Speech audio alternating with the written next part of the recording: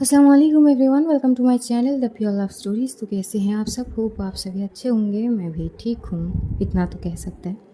तो बिना वक्त ज़ाहिर किए हम शुरू करना चाहेंगे कहानी वो इश्क बेज़ुबान पार्ट 49। सीधा स्टोरी से शुरू करते हैं। राधिका तो माया के गिरफ्त में जाके ही सो जाती है। उसे ये तक पता नहीं कि कब वो नींद में आई है। वो गहरी नींद में चली जाती है, सुकून भरे। इधर माया वो रात पूरी सो ही नहीं पाती है।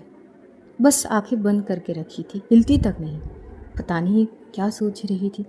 देखते देखते ऐसे ही रात बीत जाते हैं। इधर सुबह ही राधिका को कुछ महसूस जैसी होती है। वो एकदम से उठती है, आंखों को मसलते हुए सामने की ओर देखती है। माया प्रॉपर तैयार थी, शायद बस निकलेगी अभी। वो पूछती है, पहले तो बोलती है कि गुड मॉर्निंग। माया एकदम से राधिका की ओर देखती है और बोलती कि गुड मॉर्निंग। वो आप जा रहे ऑफिस, ब्रेकफास्ट कर लिया? जिसका रिप्लाई माया देती है, मुझे थोड़ी देर हो रही है, आई हैव टू गो। और यही बोलते हुए वो कमरे से निकल जाती है। राधिका थोड़ी सोचती कि इतनी जल्दी कहाँ जा रही है घड़ी की, और जब देखी तो 9 बज रहे थे। वो उठती है और पहले तो फ्रेश वगैरह होती है। नीचे जाती है तो वहाँ पर देखती है कि टेबल के वहाँ पर ऑलरेडी सोनल बैठी हुई है। तो अगर माया चली गई तो सोनल यहाँ पे क्या कर रही है? इधर सोनल देखती ही बोलती कि good morning ma'am. Good morning, तुम ऑफिस नहीं गई? आ, वो मैम एक्चुअली मैम दिल्ली गई है। क्या? हाँ मैम, वो कुछ इम्पोर्टेंट है तो मैम दिल्ली गई है 2 दिन के लिए। आपको कुछ नहीं पता? ये बात सुनने के बाद राधिका एकदम से चुप हो जाती है। माया ने उसे कुछ भी नहीं बताई थी। वो बस इतना बोली कि उसे लेट हो रही है और वो चली गई बस। वो जाते वक्त इतना तो बोल सकती थी ना कि मैं जा रही हूँ दिल्ली। राधिका की फेस थोड़ी सी डल सी हो जाती है। वो बस चुप से आती है ब्रेकफास्ट टेबल पर, ब्रेकफास्ट कर रही थी। सोनल नोट तो कर ही चुकी थी और पूछती कि मैम वो आई ओके? राधिका बोलती कि हाँ ठीक हूँ। वैसे तुम दोनों का सारी चीज़ क्या अचानक ही होती है क्या? मतलब ये दिल्ली के शेड्यूल अचानक कैसे आ गए? मैम वो तो मुझे भी नहीं पता थी। कल रात ही मैम ने मैसेज करी थी कि उनको दिल्ली जानी है तो यहाँ की चीज़ें मैं हैंडल करूँ। तो फिर तुम ऑफिस क्यों नहीं गई? वो मैम ने कही कि आज घर से सारी चीज़ देख लो। आगे राधिका कुछ नहीं बोलती है। वो एक पल के लिए सोची तो थी कि माया को कॉल करेगी, लेकिन पता नहीं फिर क्या सोच के वो नहीं करती है कॉल। लेकिन वो थोड़ी सी सैड हो चुकी थी। क्या कम से कम एक बार तो बता ही सकती थी। बस चुप से वो ब्रेकफास्ट ख़त्म करती है। इधर जो सोनल थी वो राधिका की ओर देखते हुए बोलती कि मैम वो आपको कुछ ख़रीदारी करनी है? आई मीन शॉपिंग वगैरह, तो मैं आपको लेके चल सकती हूँ। राधिका मना कर देती है कि नहीं, बस मुझे थोड़ी देर के लिए आराम करनी है। और वो ब्रेकफास्ट ख़त्म करने के बाद वो अपने कमरे में चली आती है। बेड पे बैठी हुई थी, सोच रही थी, तभी उसके फ़ोन में अक्षु की कॉल आती है। तो वो कॉल रिसीव करती है। अक्षु बोलते कि गुड मॉर्निंग। हाँ गुड मॉर्निंग। क्या हुआ, तेरी आवाज़ थोड़ी सी लो है? नहीं ऐसा कुछ नहीं, मैं ठीक हूँ। तू बता कब आ रही है? अरे सुबह सुबह कॉल करी हूँ, हाल चाल बता दे। तू सीधा पूछ रही है कि कब आऊँगी? और नहीं तो क्या, मुझे ना लग रही है तू कहीं बोरिया बिस्तर बांध के वहाँ पे हमेशा के लिए चली तो नहीं गई ना? अरे नहीं बाबा, बोली तो है। और मम्मी से बात तो करी थी, वो शायद कल आ जाए हम। सही है, आ जा अब। ठीक है आ जाऊँगी कल तक। तू बता, तू ठीक तो है ना? सब कुछ ठीक है ना? हाँ सब कुछ ठीक है। एक्चुअली राधिका को बतानी तो थी, लेकिन वो पहले से जानती थी कि अक्षु बहुत सारी चीज़ सोच रही है, और वो थोड़ी सी साइलेंट भी हो गई थी। और अगर ये सारी चीज़ फिर से कहेगी वो अक्षु को, तो शायद अक्षु यही सोचेगी कि उसकी सोच या वो जो डाउट पे है वो सही है, इसलिए वो कुछ नहीं बताती है। वो बस नॉर्मली बात करके वो कॉल डिस्कनेक्ट कर देती है। फिर देविका को कॉल करती है। इधर देविका फ़ोन रिसीव करते होती है। गुड मॉर्निंग भाभी जी, आज सुबह सुबह आपने मुझे याद कर लिया, क्या बात है? हाँ गुड मॉर्निंग, आप फ्री है क्या? अरे क्या हुआ? नहीं वो कुछ ही नहीं, बस ऐसे बोल रही थी कि आप फ्री हो तो इधर आ जाना थोड़ी। अच्छा, वैसे तो मैं आज फ्री ही हूँ, मुझे कुछ खास काम नहीं है। आप बोले तो मैं अभी आ जाती हूँ। हाँ ठीक है, आ जाइए। ठीक है, बस थोड़ी देर में आती हूँ। ठीक है। अब वो यही बोलते हुए कॉल डिस्कनेक्ट कर देती है। अब वो क्या करेगी यही सोच रही थी।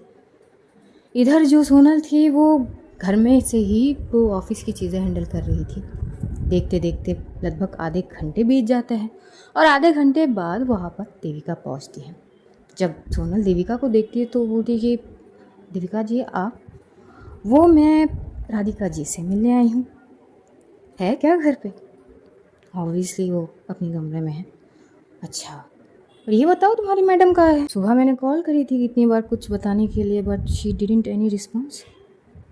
मैम वो माया मैम तो दिल्ली गई है। जैसे ही देविका ये सुनती है वो थोड़ी सी शॉक होती है और बोलती कि दिल्ली अचानक क्यों? I don't know ma'am. क्या बात है सोनल, आजकल तुम्हारी मैम कहाँ जा रही है, क्या कर रही है, तुम्हें खुद भी पता नहीं है?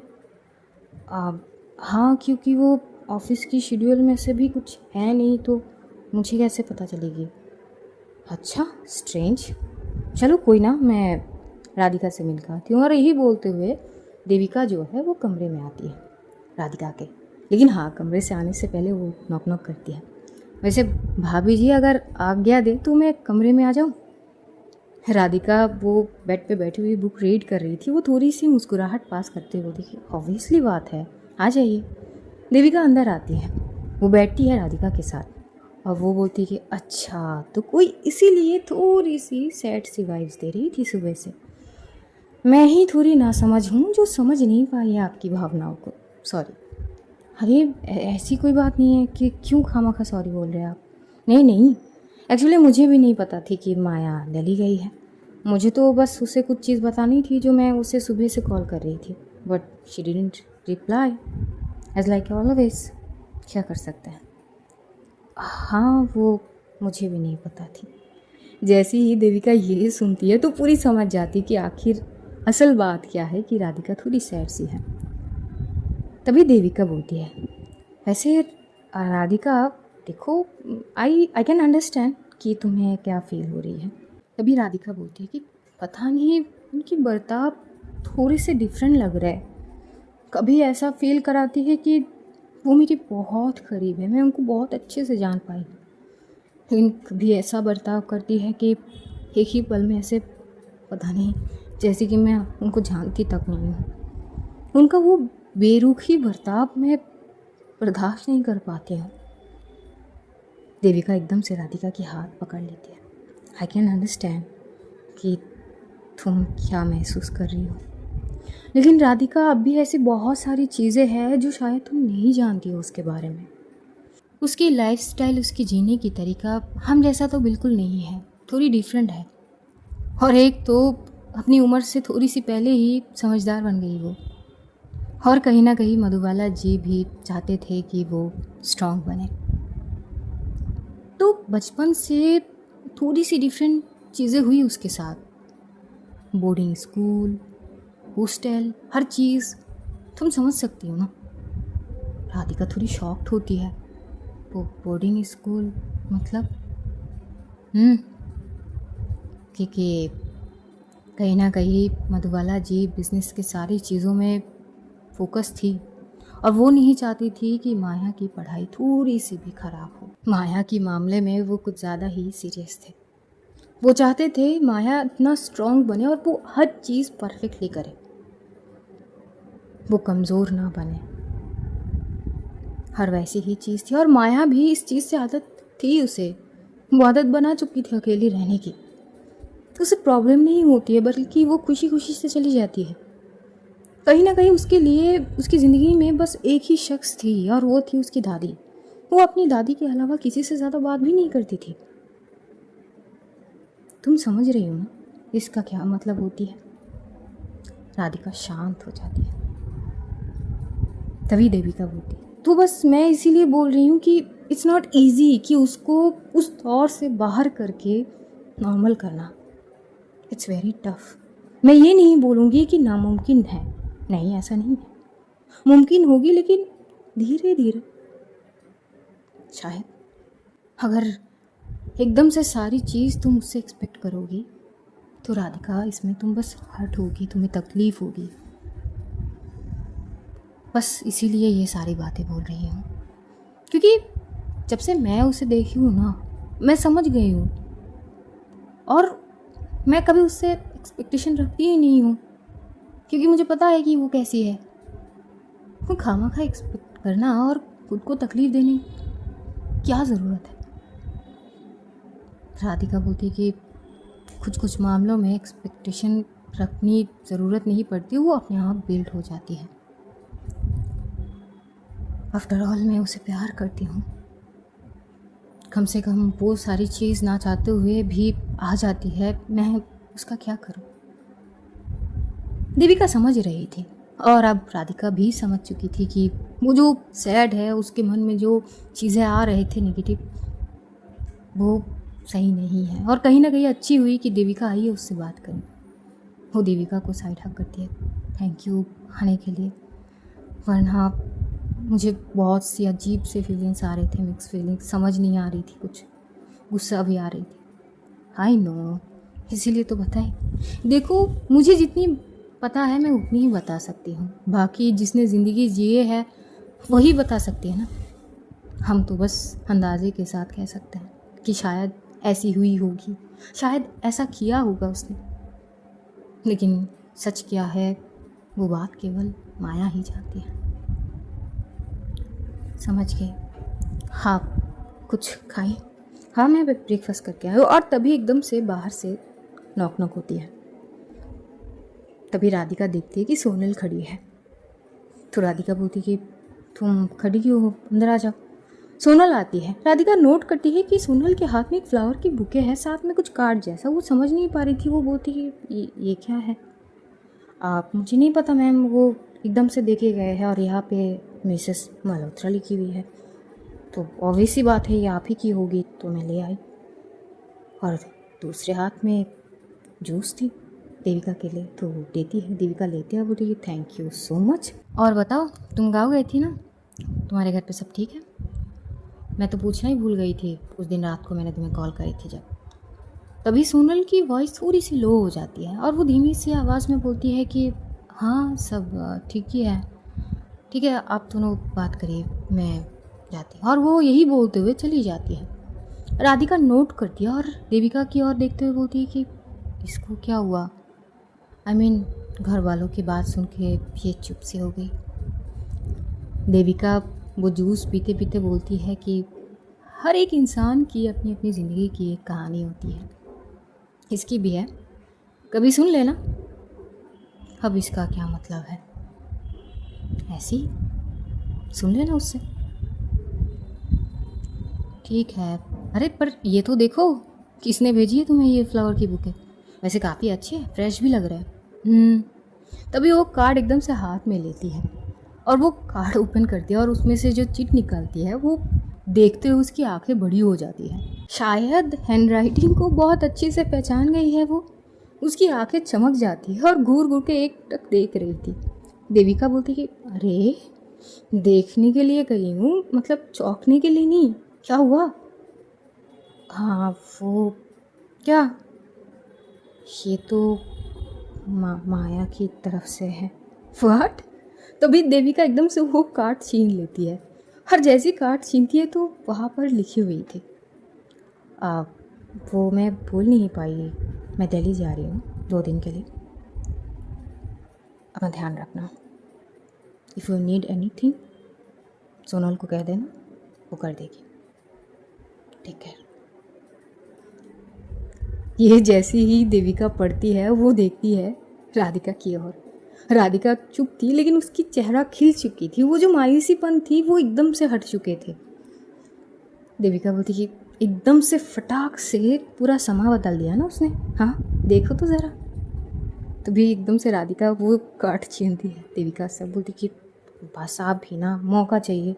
नहीं, कोई तो बहुत ज़्यादा सैड थे, सैड वाइब्स दे रहे थे, अब एकदम से वो सारे सैडनेस ख़त्म हो गई।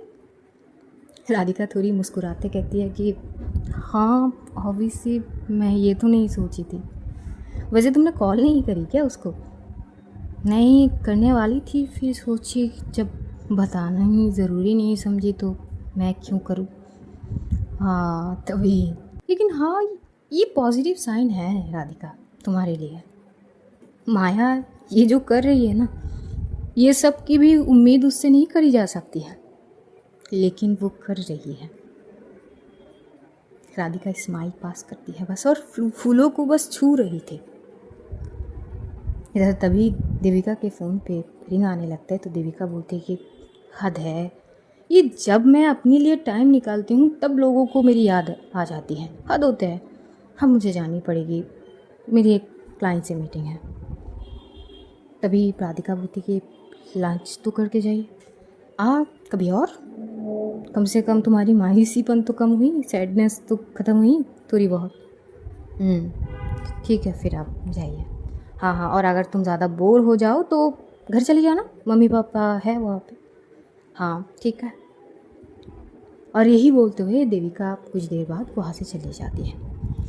अब देखते देखते दोपहर का वक्त बीत जाता है, शाम होते है। इधर दोपहर से थोड़ी देर बाद ही उसके पापा की उसके पास कॉल आता है।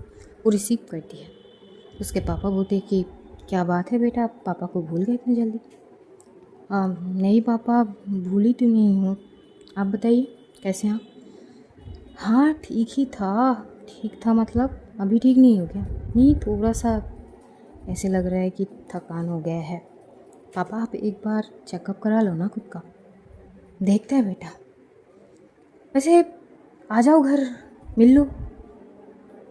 क्यों पापा, घर क्यों आनी? मिलने के लिए मुझसे? मैं आज ऑफिस नहीं गया था। क्यों पापा, ज़्यादा ख़राब है तबीयत? नहीं, बस वो ठीक नहीं लग रहा था तो नहीं गया। पापा आप कहीं और आ जाइए ना, मुझे घर पे नहीं जाना। आ जाओ बेटा। नहीं पापा, मुझे घर नहीं जानी। और यही बोलते हुए कॉल वो डिस्कनेक्ट कर देती है। उसके पापा भी सोचने लगती कि क्या ज़िद्दी बेटी है, मतलब अगर एक बार कह दिया है कि कभी घर नहीं जाएगी तो घर नहीं जाएगी। अब देखते देखते शाम तक बीत जाती है। इधर सोनल वो घर से ही सारी चीज़ संभल तो रही थी। शाम को उसे कहीं निकलनी थी। वो राधिका को एक बार पूछी थी कि कुछ चाहिए क्या, तो राधिका मना कर देती, तो वो थोड़ी देर के लिए बाहर चली जाती है। बहुत सारी चीज़ तो सोच रही थी, उसे बात भी करनी थी माया से, लेकिन वो बिज़ी होगी, क्या कर रही होगी, यही सारी सोच में कभी वो कर लेती है कॉल और फटाक से डिस्कनेक्ट कर दे रही थी। ऐसे 2-3 बार होने के बाद एक बार वो कॉल कर ही लेती है। पता नहीं क्यों उसकी दिल की धड़कनें काफ़ी तेज़ थी। और तभी तीसरे रिंग पे जैसी ही कॉल रिसीव होती है, वो फ़ोन कान में लगाती है। राधिका एकदम से बोलती कि वो हेलो, बोलो। वो हाँ ठीक है, यस आई एम फाइन। वो मुझे वो फ्लावर मिल चुके थे। Oh it's good. वो कुछ खाया आपने? नहीं, मैं थोड़ी सी बिज़ी हूँ। तुम्हें कुछ कहनी है? क्योंकि कुछ तो कहने की कोशिश कर रही थी राधिका, लेकिन पता नहीं बोल भी नहीं पा रही थी। राधिका बोलती कि मैं मिस कर रही हूँ। आई नो, कुछ खा लीजिएगा। और यही बोलते हुए वो कॉल डिस्कनेक्ट कर लेती है। वो सोच रही थी, पहले सोची थी कि कितनी सारी बात करूँगी, लेकिन जैसे ही माया की आवाज़ सुनी कुछ बोल ही नहीं पाई। सर को सहलाने लगती कि क्या मैं भी इतना सोच के रखी थी कि इतनी सारी बात करूँगी और बोल ही नहीं पाई। देखते देखते रात होती है। बड़ी मुश्किल से वो रात गुजारी थी राधिका ने बिना माया के। कभी इधर करवटें बदलती है, कभी उधर। नींद तो मतलब आने से रही। बहुत मुश्किल से वो भी आधी रात को उसे नींद आती है और वो सो जाती है। इधर रात के 9 बजे तक सोनल माया से कुछ डिस्कस करती है थोड़ी देर के लिए। जैसी कॉल डिस्कनेक्ट होगी, माया ये बोल देती है कि सोनल को कि राधिका का ध्यान रखे। सोनल भी बोलती कि शो मैम। उसके बाद कॉल डिस्कनेक्ट होती है। इधर रात बीत जाते हैं। अगले दिन राधिका एकदम से लगभग 10 बजे तक उठती है। अब उठती है, देखती है कि सोनल इंतज़ार कर रही थी उसकी। आज सोनल को थोड़ी सी ऑफिस जानी थी, तो जैसे ही राधिका आती है वो पहले तो ब्रेकफास्ट के लिए इंतज़ार करती है। ब्रेकफास्ट जैसी ही होती है राधिका की तो सोनल बोलती है कि मैम मैं थोड़ी देर के लिए ऑफिस जा रही हूँ, मैं आ जाऊँगी जल्दी ही। राधिका हम ही भर देती कि ठीक है जाओ। और उसके बाद अब राधिका सोच रही थी कि वो करेगी तो क्या करेगी। इतना बोर वो फील कर रही थी पूरे घर में। कभी वो इधर टहल रही थी, कभी वो गार्डन साइड में जा रही थी, ये सब कर रही थी और स्टाफ वगैरह को बोल के थोड़ी सी साफ़ सफाई भी करवा रही थी। देखते देखते 1-2 घंटे बीत जाते हैं। तो दूसरी ओर बंसल ग्रुप के ऑफिस में मीटिंग चल रहे थे, जहाँ पर सपना बंसल भी मौजूद थे। कुछ को फाउंडर वहाँ पे मौजूद थे, सबसे बातचीत वगैरह करे जा रहे थे। एकदम से सपना बंसल बोल पड़ती है, ये सबसे कुछ नहीं होगी, हमें कोई बड़ा इन्वेस्टर चाहिए।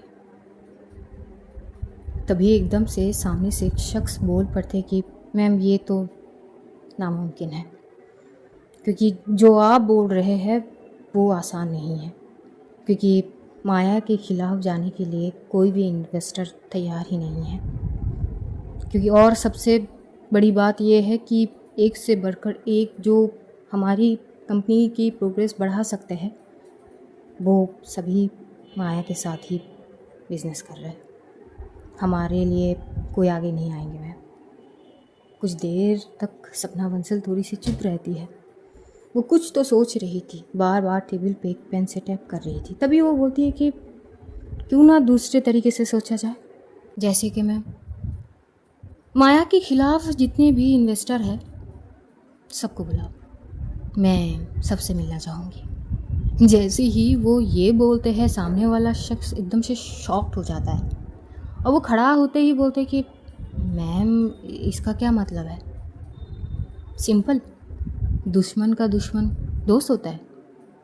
उसके खिलाफ जितनी भी इन्वेस्टर्स है सबको बुलाओ, आखिर हम भी देखे उसने किस किस से दुश्मनी करके रखे।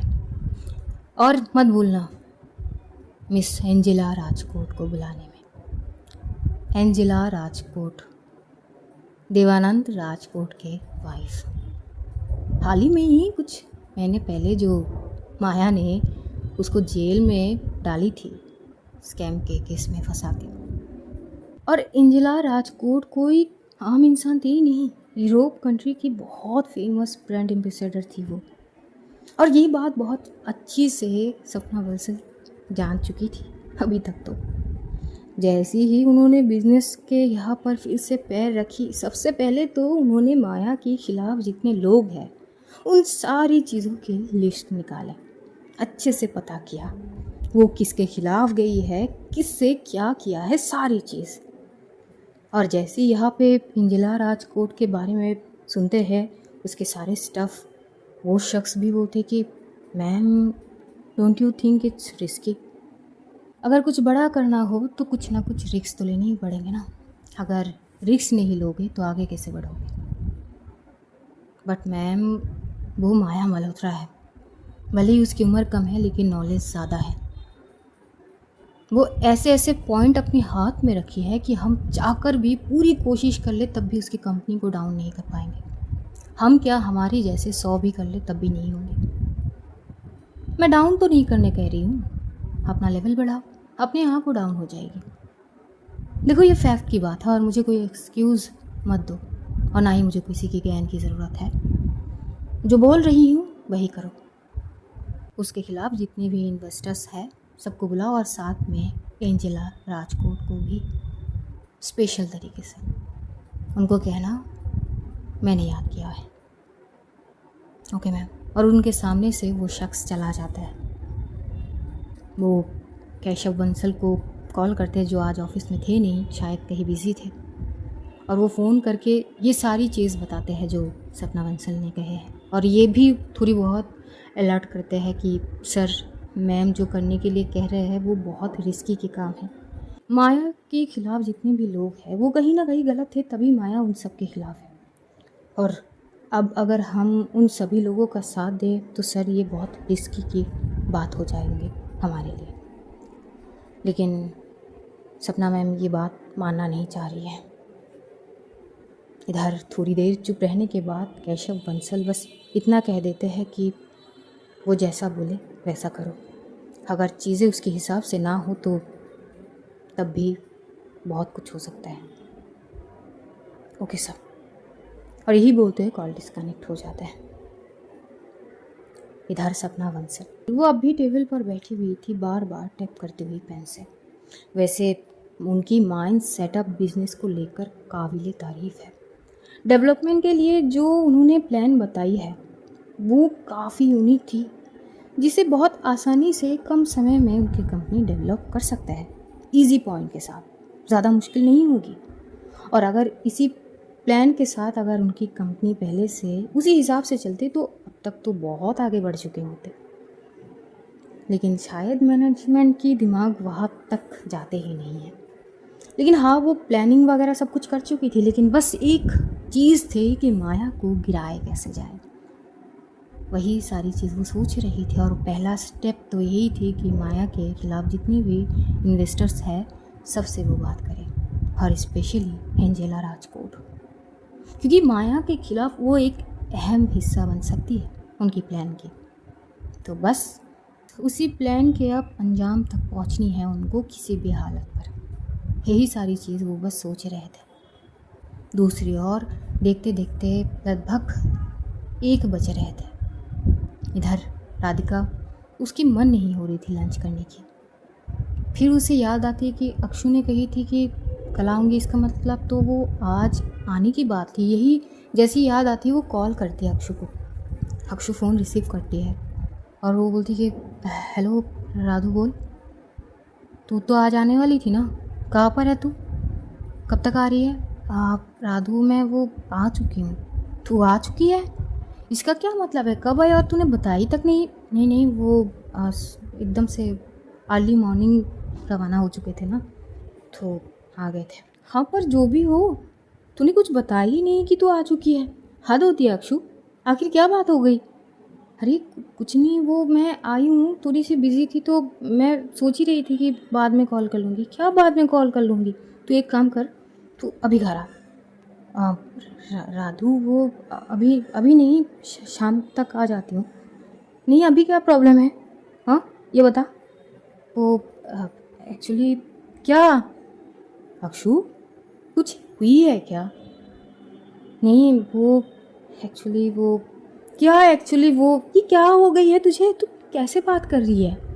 हाँ तू आ गई है, मुझे कुछ बता ही नहीं, बस कल बताई थी कि कल आ जाएगी, उसके बाद कुछ नहीं, न टेक्स्ट न क्या।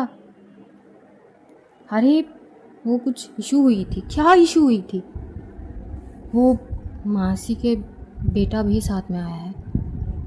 तेरे मासी का कौन सा बेटा है? वो मेरा कज़िन भाई। हाँ तो बस वो कुछ हुआ था तो एकदम से वो भी आया है साथ में, तो वो मेरा पीछा नहीं छोड़ रहा है। क्यों, क्या हो गई? उसको बस घूमना है मुंबई, तो बस जिद कर रहा है। अरे तू बोल कि तू अपनी दोस्त से मिलने जा रही है थोड़ी देर के लिए। वैसे है कौन? तू नहीं पहचानेगी, तुझे नहीं पता है क्या? मुझे नहीं पता, तेरे बारे में तो सब कुछ पता है मुझे, फिर क्या नहीं पता? अरे पर तू इसके बारे में नहीं जानती है ना। और वैसे भी मैं कहाँ अपनी मासी के घर में गई हूँ, बचपन में 1-2 बार गई थी और अब की बार गई थी बस। हाँ तो नहीं जानती हूँ तो क्या हुआ, अब जान लूँगी। नाम क्या है? कृष्णा।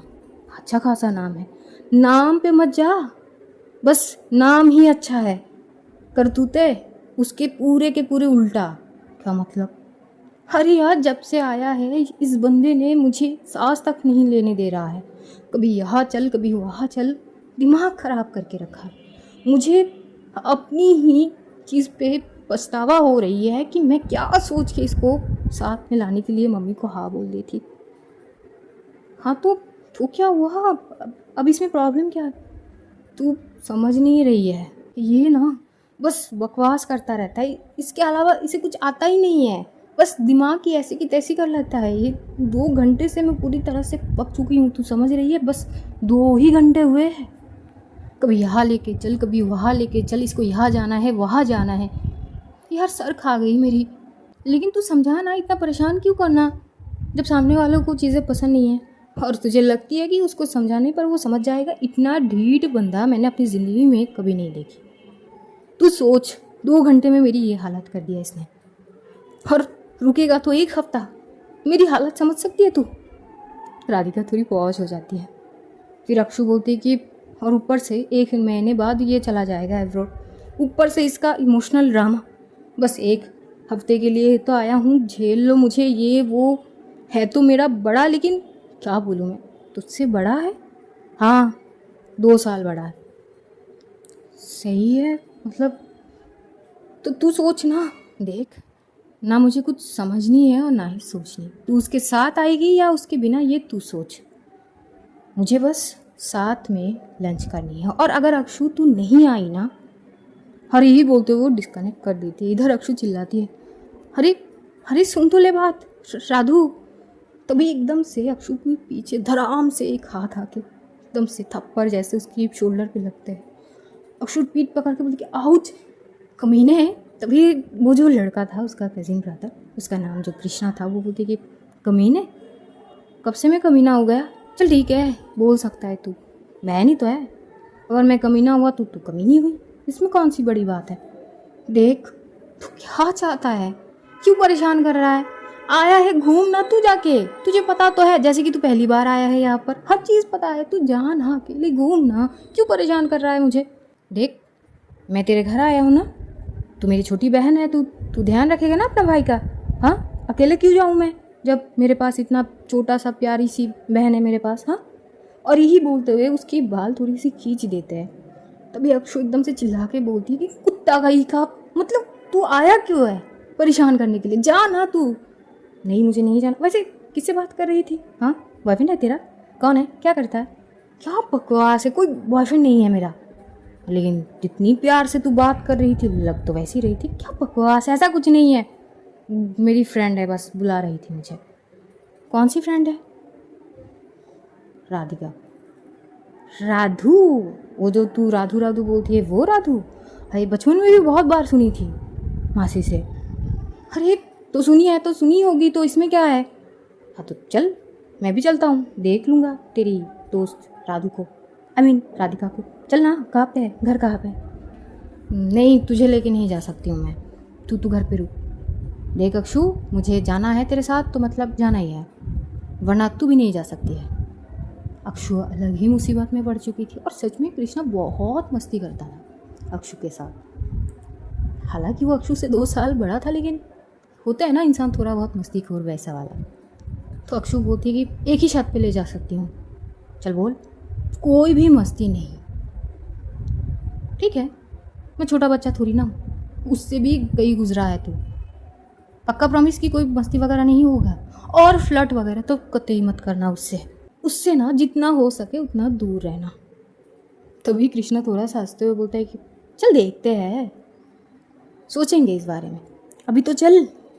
अच्छा, पहले मैं थोड़ा सा तैयार हो लेता हूँ। और यही बोलते हुए वो थोड़ा सा वहाँ से हट जाता है। अब अक्षु सोच रही थी कि क्या सच में उसको लेके जाना सही होगी, यही सोच रही थी। फिर आखिर में वो भी तैयार शैयार होके वहाँ से ये लोग निकलते हैं। कृष्णा जो है वो अक्षु की स्कूटी अब वो चला रहा था। वो भाई साहब, वो स्कूटी ऐसे चला रहा था जैसे कि स्कूटी नहीं, वो कोई रेस बाइक हो। अक्षु पीछे से बार बार उसकी शोल्डर पे मार रही थी, बस कर यार, अरे भाई मत कर, मेरी स्कूटी है, कोई रेस बाइक नहीं है यार।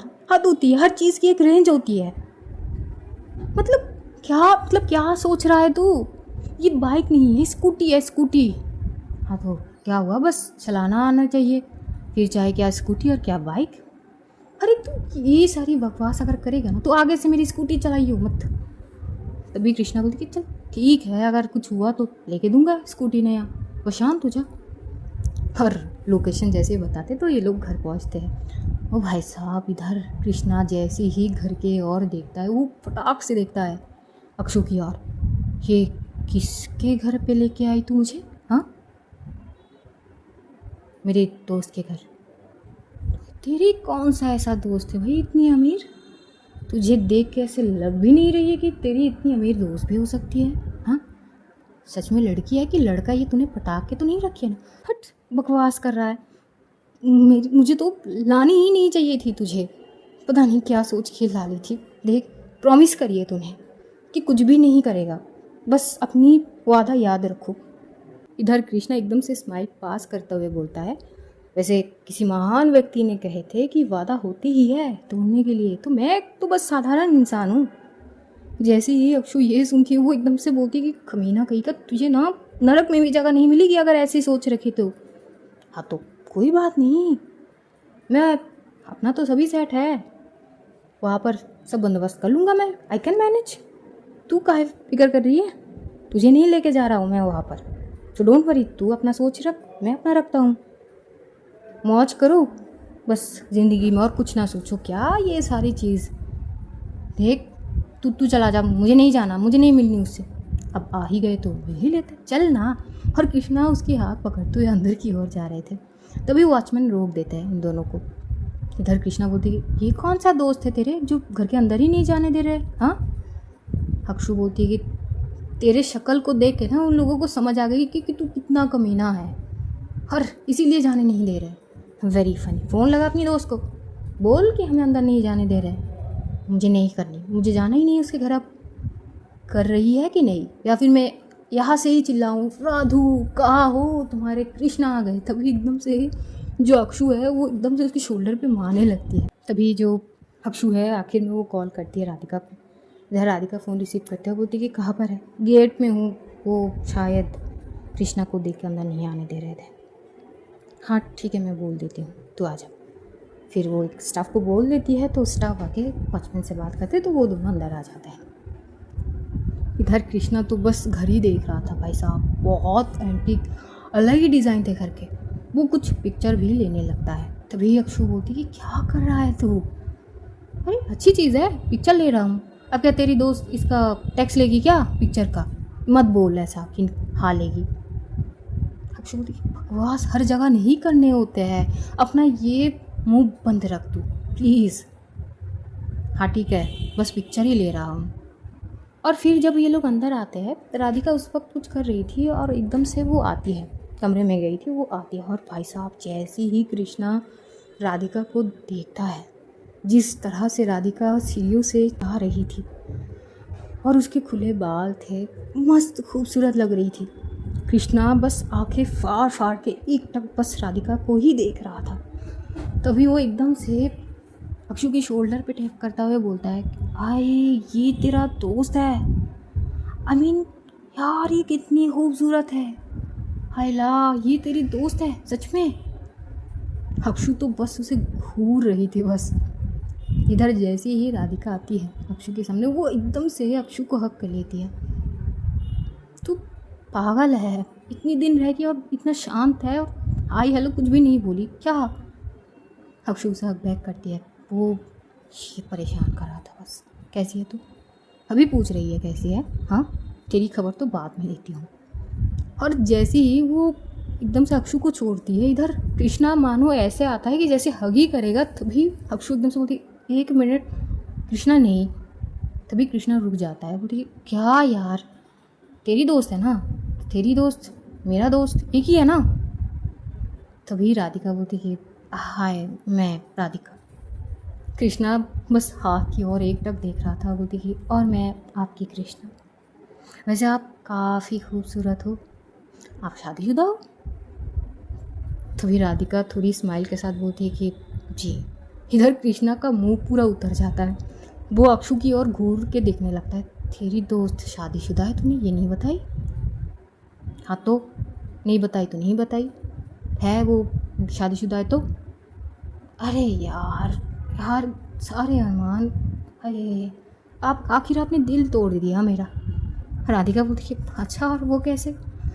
नहीं नहीं, ऐसे खूबसूरत लड़कियां अगर हाथ से धीरे धीरे निकल जाए ना, तो ऐसे हम जैसे हैंडसम लड़के तो कुंवारे मर जाएंगे ना। राधिका थोड़ी हंस पड़ती है, बोलती है अच्छा ऐसी बात है क्या? हाँ और नहीं तो क्या है। बाय द वे अगर मुझे आपके बारे में पहले पता होता तो पक्का आप इसकी भाभी होती। अक्षु एकदम से घूमने लगती है, बोलती कि हो गया तेरी बकवास, इसीलिए आया था ना तू मेरे साथ? कम से कम दोस्त है यार, कुछ तो सोच ले बोलने से पहले। और मैंने मना करी है तुझे कि कुछ भी मत बोल, लेकिन तू है कि बकवास चालू रखी है। तभी कृष्णा भी बोल पड़ता है, हाँ तो मैंने भी तो कहा था ना कि वादा कर ही जाते हैं तोड़ने के लिए, बस सिंपल, चिल करना तू। हाँ तेरी दोस्त शादीशुदा है, कौन सा मैं उसको लेके भाग जाऊंगा, चिल मार। तू कोशिश भी कर लेना, तू भाग नहीं सकेगा। अच्छा चल नहीं करते हैं कोशिश। और यही बोलते हुए वो एकदम से राधिका से हैंडशेक करता है। मैं कृष्णा, इसका कजिन ब्रदर, बड़ा हूँ, लेकिन हाँ बात अलग है कि ये नहीं मानती है। इधर राधिका पूरी समझ जाती है कि आखिर अक्षु क्यों मना कर रही थी साथ में आने के लिए, लेकिन राधिका पॉजिटिव सोचती है कि ठीक है मस्ती खोर है, ठीक है। अब वो हैंडशेक करते हुए बोलती कि नाइस टू मीट यू। अरे nice to meet you too. यार Akshu this is not fair, तेरी दोस्त की शादी हो गई और तूने इनवाइट भी नहीं करे, कम से कम मुझे बुला लेती, मैं अकेला ही धूम मचा देता। तभी अक्षु बोलती कि इसीलिए नहीं बुलाई क्योंकि मुझे तेरे बारे में पता है ना, पूरा का पूरा कच्चा चिट्टा जानती हूँ मैं। हाँ ठीक है, इतना इज्जत देने की भी ज़रूरत नहीं है। और ये लोग बात करते करते एकदम से आगे की ओर जा रहे थे, हॉल में बैठते हैं। तभी कृष्णा एकदम से बोल पड़ता, वैसे घर भी काफ़ी आपकी तरह मतलब खूबसूरत ही है, मतलब देख के ही इंसान समझ जाएंगे कि आप ही के घर है। वो हर एक लाइन में ऐसे पंच मार रहे थे फ्लर्टिंग के। अक्षु को बर्दाश्त भी नहीं हो रही थी, उसे बहुत इरिटेट हो रही थी इस चीज़ से, और एक दो बार तो वो चिल्ला भी चुकी थी, कृष्णा बस कर ना यार, कितनी बार मना करी उनकी मत कर ये सारी चीज़, इतनी ऑकवर्ड लगती है, वो मेरी दोस्त है। हाँ तो क्या हुआ, दोस्त है तो मेरा भी दोस्त ही है, क्योंकि आप दोस्त नहीं हो क्या। राधिका बोलती हाँ बिल्कुल दोस्ती है। देख जब उसको प्रॉब्लम नहीं है तो तू क्यों भड़क रही है, तू शांत हो जा। और आप बताइए आपकी हस्बैंड वो कहाँ पे रहते हैं, बाहर पे या यहाँ पर ही बिजनेस वगैरह करते क्या है। अब जैसे ही कृष्णा ये सवाल कर लेता है तो एकदम से बोलती है उसको लेके तुझे क्या करना है, उसके हस्बैंड क्या करता है, बिजनेस या जो भी हो, तुझे क्या लेना देना। तू मेरी दोस्त से मिलने आया है ना, तो बस चुप रहे और हम थोड़ी देर में निकल जाएंगे, और आगे से तो मैं लेके ही नहीं आऊँगी तुझे। कर लो बात, तेरे घर पे आई हूँ, तेरा भाई हूँ, तेरे साथ नहीं जाऊँगा तो किसके साथ जाऊँगा।